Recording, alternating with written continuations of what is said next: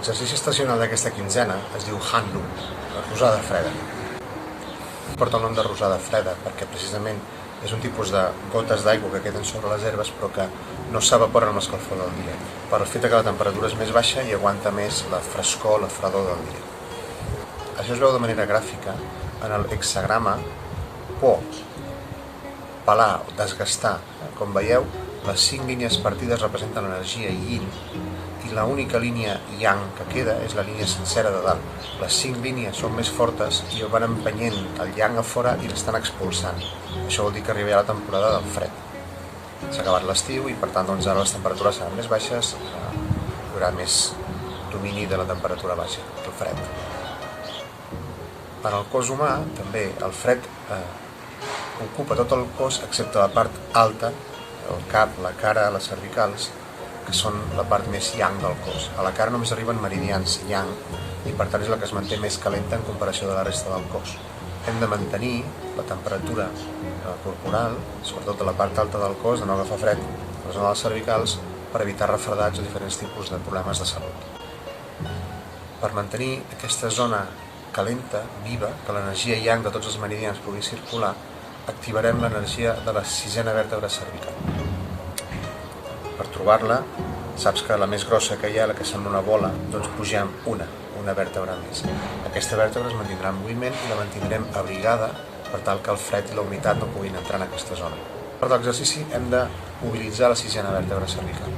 Per tant, la rotació que farem del cap no pot partir de la columna i de les lumbars, sinó simplement de les cervicals.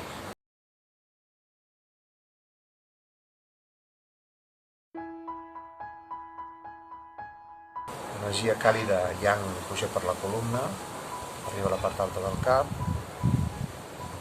i l'energia yin baixa per la part frontal del cos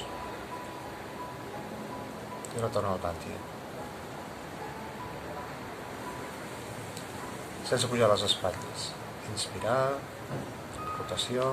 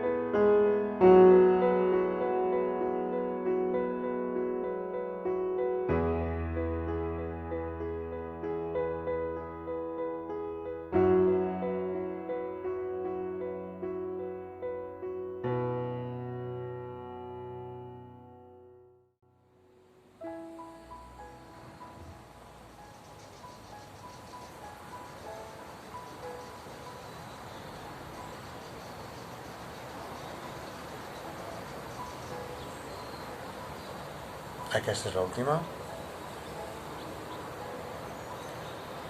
Obro els braços, relaxo com si fossin les ales d'un ocell i vaig baixant lentament per tornar a la postura original. Relax.